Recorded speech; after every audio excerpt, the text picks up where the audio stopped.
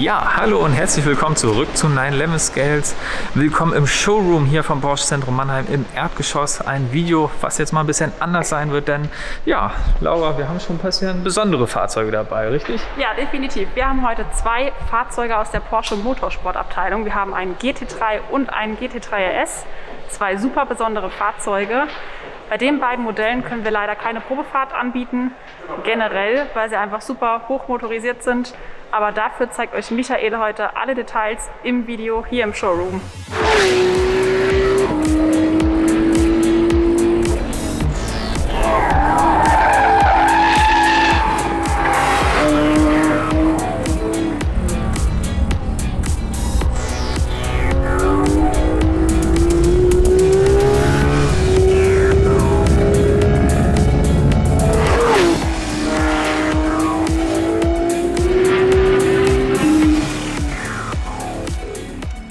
Corona-technisch haben wir tatsächlich jetzt mal Glück, weil eigentlich Showroom ist ja natürlich voll mit Autos und jetzt haben wir hier en masse Platz, denn die Ausstellung von den Gebrauchtfahrzeugen, das habe ich euch schon mal im Cayenne-Video gezeigt, die ist jetzt ja gerade draußen. Hier GT3 RS, der ist in der, ja, sagen wir, klassischen Spezifikation in dem Rot mit den schwarzen Aufklebern da noch an der Seite dran. Der GT3 ist ein bisschen anders, habe ich so noch nicht gesehen, kann man meinen, so ein bisschen wie die neuen 11R Aufkleber da, die Streifen.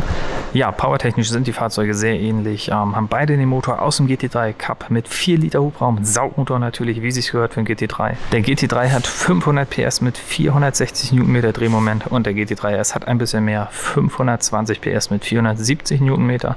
Ja, die Riesentheke da hinten beim GT3 RS hat dann natürlich den Nachteil, der hier ist ein bisschen langsamer. Der schafft nur 312, während der andere 318 schafft. Und ja, mit Schaltgetriebe schafft er sogar 320 km/h. Ja, sonst ein paar andere kleine Unterschiede. Hier der GT3, der hat zum Beispiel eine Heckscheibenheizung. Wenn ich hier drauf klopfe, dann hört sich das sehr nach Glas an. Während der GT3 RS, ja, wenn wir hier sehen, da ist nichts, der hat auch die Privacy-Verglasung, aber der hat ein extra Leichtbauglas und das hört sich auch anders an. Das ist auch tatsächlich Plastik, das hat mit Glas relativ wenig zu tun. Ja, GT3 RS atmet hier durch die Turboeinlässe, während der GT3 hier oben diese riesen Lufteinlässe hat, um die Luft zum 4 Liter Sauger zu schaffen. Ja, und hier der schöne Porsche-Schriftzug über den Spoiler. Das ist natürlich schon ziemlich krass. Und ja, ich würde sagen, wir setzen uns jetzt mal in das erste Fahrzeug, in den GT3.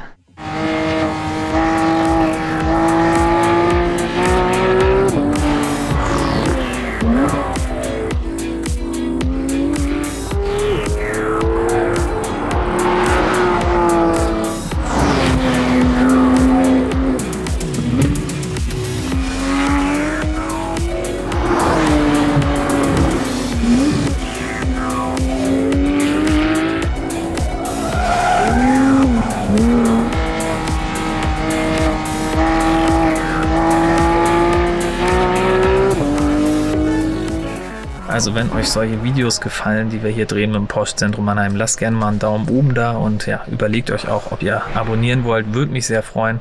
Ja, GT3 Nordschleifenzeit, noch knapp über 7 Minuten, GT3 RS dann unter 7 Minuten. Das war ja einer von 3 Porsches damals, die es geschafft haben. Als erstes der 918 Spider, dann der GT2 RS und dann der GT3 RS in unter 7 Minuten auf der Nürburgring Nordschleife. Brutal. Und wer sich die Runden mal reinziehen will, besonders vom GT3 RS von Kevin Estre, der Link ist unten in der Videobeschreibung und in dem angepinnten Kommentar. Es ist einfach nur so krass, wie sich das anhört und wie das aussieht. Das ist unglaublich. Ja, Cockpit, das Lenkrad, natürlich gar keine Knöpfe, nichts dran, was den Fahrer ablenken soll. PDK haben wir natürlich, wir haben rote Instrumente und wir haben auch eine rote Sport-Chrono-Uhr. Das gehört ja alles beim GT3 dazu. Ja, PCM haben wir natürlich auch und wir können natürlich auch mal die Zündung anmachen. Und da diesen Bildschirm, den digitalen, den wählt man wie früher hier unten. Mit dem durch kann man sich das anzeigen lassen. Es gibt ja auch Performance fürs Drehmoment und vieles mehr. GeForce ist natürlich klar, kennt man. Chrono für die Rundenzeiten. Ja, und dafür ist der GT3 wirklich gemacht. Ja, PCM haben wir natürlich auch wie im 991.2, das kennen wir. Aber wenn man halt aufs K-Menü geht, das ist halt was Feines. Da so ein GT3 zu sehen, das ist halt schon echt eine geile Sache. Sonst ein bisschen anders. Ja, Klimaanlage haben wir natürlich 2 Zonen Klimaautomatik, aber mit Schalensitzen gibt es natürlich keine Sitzheizung. Also hier nur die Blanks drüber. Da kann man nichts drücken. Ja, im GT3 gab es ja sogar die 18 Wege Sportsitze, beziehungsweise man kann ja sagen die Komfortsitze, weil die anderen Varianten waren hier die Vollschalensitze, im Prinzip aus dem 918 Spider. Die kann man auch nicht nach vorne klappen. Oder es gab auch die nach vorne klappbaren Schalensitze. Aber hier ist halt die Ausstattung, die perfekt für die Rennstrecke gemacht ist. Mit dem Clubsportpaket und dem Überrollbügel ist halt schon einfach krass. Hier in der Mittelkonsole gibt es natürlich auch echt wenig. Wir sehen hier nochmal schönes Carbon von den Zierleisten. Es gab ja auch noch Aluminium. Ja, Sport-PDK kann man anwählen. Die Dämpfer kann man noch herstellen. Und ja, dann alle Helferlein ausmachen, wenn es auch mal ein bisschen quer sein darf. Sonst ist das hier ein bisschen anders als im normalen 11er, wo es dann noch so andere Sachen gibt. Was es auch noch hätte geben können, wäre zum Beispiel das Frontlift-System. Und ich würde sagen, wir steigen jetzt mal um in den GT3 RS.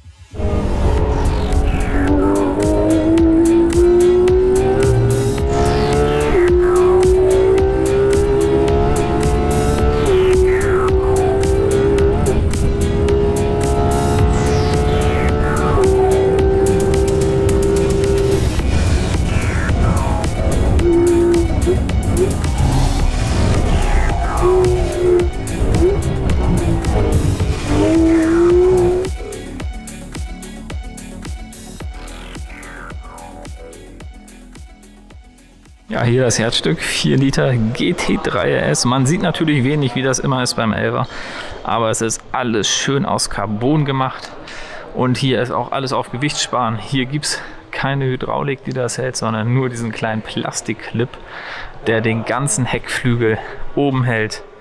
Und ja, das ist schon wirklich ein fettes Ding.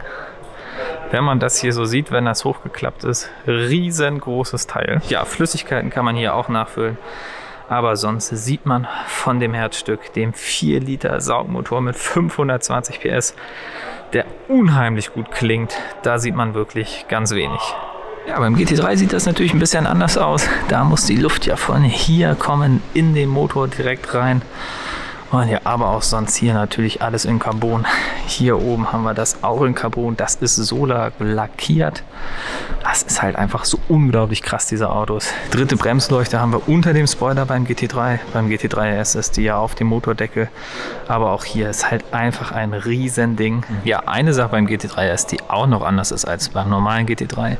Das finde ich tatsächlich nicht so cool. Hier ist nur ein Sticker als Porsche-Wappen drauf, um noch mehr Gewicht zu sparen. Ja, ob es die paar Gramms wert sind, dass da kein schönes, hochwertiges Porsche-Wappen aus Metall drauf ist. Ja, das überlasse ich euch mal in den Kommentaren. Was haltet ihr davon? Und dann haben wir natürlich hier diese Nakadax. Da geht Luft rein. Und wenn ich jetzt hier den Kofferraum vorne aufmache, dann sehen wir, dass die Luft von da rauskommt, da reingeht. Und diese Luft, die kommt dann hier an der Bremsanlage raus und schießt exakt auf die Bremse drauf, um sie perfekt zu kühlen.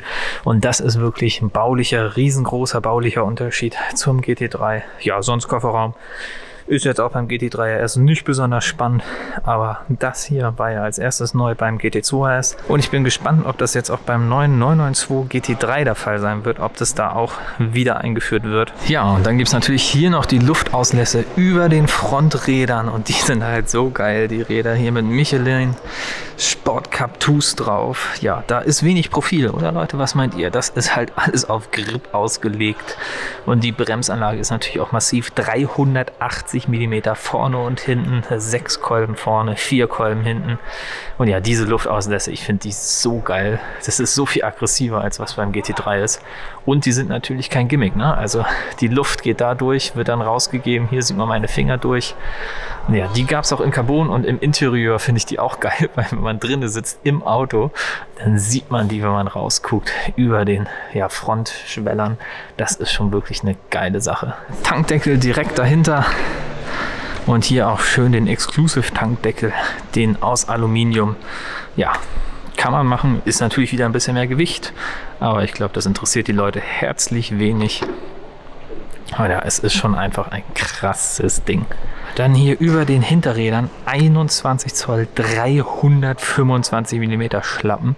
Riesendinger. Haben wir hier natürlich noch die Lufteinlässe, die ja auch beim Turbo vorhanden sind. Ist ja dieselbe Karosserie. Und hier haben wir etwas, was rein ästhetisch ist, wurde gesagt bei der Vorstellung. Etwas, was es ja vorher nie gab bei einem GT. Es war ja alles funktional, aber die hier sind tatsächlich mal rein ästhetisch. Finde, die sehen aber tatsächlich ganz cool aus. Hier GT3 RS typisch auch nochmal die Seitenaufkleber hier schön in der schwarzen Optik. Passt perfekt. Damit man auch wirklich weiß, was für ein Auto das ist, weil ja, vielleicht erkennt man das ja nicht auf der Straße, dass das hier ein etwas anderer Porsche ist. Ja, und wer sich denkt, ein GT3 RS ist immer Hardcore, kein bisschen Luxus, oh doch. Auch wenn natürlich die Türöffner durch diese Schleifen ersetzt wurden. Wir haben immer noch elektrische Fensterheber und auch die Sitze sind noch elektrisch. Also wir können hier die Höhe kann man noch einstellen, dann geht er runter und wir können ihn natürlich auch wieder hochstellen, vorne und rückwärts. Geht es dann aber manuell auf den Schienen. Ja, und hier in einem GT3 RS zu sitzen, das ist schon krass. Also das ist ja nun wirklich eine Sache, die Möglichkeit hat man vielleicht ein-, zweimal und das war es. Außer man besitzt natürlich so ein Auto, aber das ist halt schon echt krass. Hier das Fahrzeug hat auch wieder Alcantara und Leder und es hat auch die beleuchteten Türeinlässe hier unten mit dem GT3 RS Logo. Das ist schon wirklich krass. Wir haben die normalen Instrumente hier in Grau. Wir haben da ein schönes Modellauto, was genau dieselbe Spezifikation hat. Und ja, wir haben auch hier die Lüftungsdüsen, die Umrandung haben wir auch in Indischrot wie die Außenfarbe. Haben wir hier auch nochmal schön mit den Ziernähten drüber. Ein wunderschönes Fahrzeug. Wir haben natürlich auch die neuen 18 Spider-Sitze, die Vollschalensitze. Richtig krass mit den 6-Punkt-Gurten und wir haben natürlich auch den Überrollkäfig hier drin, wie es sich gehört, Clubsportpaket, GT3 RS Logo in der Kopfstütze. PCM haben wir natürlich auch mit GT3 RS drauf, das ist schon irre. Natürlich auch wie bei dem GT3 keinerlei Sitzheizung verfügbar und auch wie beim GT3 gibt es hier wenig zum Rumdrücken, ne? Das Fahrzeug hat halt einfach nur einen Zweck, Rennstrecke. Mehr soll man mit diesem Auto nicht machen. Ja, ich hoffe, euch hat das gefallen, auch wenn das Video jetzt natürlich nicht ganz so krass war wie andere Videos. Ich fand, es hat sich trotzdem gelohnt. Ganz lieben Dank ans Porsche Zentrum Mannheim, dass sie es möglich gemacht haben. Wenn es euch gefallen hat, lasst einen Daumen oben da, lasst ein Abo da und dann sehen wir uns beim nächsten Mal wieder auf der Straße. Bis dahin, Allah, ciao!